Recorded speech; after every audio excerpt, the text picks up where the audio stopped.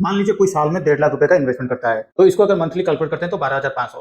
तो 12,500 रुपए पीपीएफ में इन्वेस्टमेंट हो रहा है, उसके साथ और 12,500 रुपए आपका म्यूचुअल फंड में इन्वेस्टमेंट हो रहा है 12% रेट ऑफ इंटरेस्ट के साथ। पीपीएफ का मैच्योरिटी पीरियड होता है 15 ईयर्स, और 15 ईयर्स के बाद पीपीएफ में आपको मिलेगा 39.5 लाख, वही अगर 12% के हिसाब से म्यूचुअल फंड में आपको मिलने वाला है 59.5 लाख। और ये अजम्पशन लेते हैं म्यूचुअल फंड में उस टाइम ना तो कोई एग्जम्पशन मिल रहा है और आपका long term capital gain at the rate of 20% है, फिर भी आपके हाथ में आ रहा है 47 लाख अगर आप एक साथ विड्रॉ करते हैं तो यहाँ तक सबका कैलकुलेशन आपके खत्म हो रहा है, लेकिन यहाँ से मेरा कैलकुलेशन शुरू होता है। चलो एक और एग्जम्पशन यहाँ पे लेते हैं। मान लीजिए ये जो आपको 47 लाख मिला हुआ है, इसमें से 7 लाख भी अगर हम एक्सपेंसेस के तौर पे डिडक्ट करते हैं एक फाइनेंशियल कंसल्टेंट के फीस के दौरान, अब आपका पीपीएफ और म्यूचुअल फंड का रिटर्न सेम हो गया 40 लाख अप्रोक्सीमेटली। तो अब सवाल ये आ जाता है 40 लाख से आप करोगे क्या? कोई पेंशन स्कीम खरीदोगे वो भी टैक्सेबल है, आप एफडी में डालोगे वो भी टैक्सेबल है।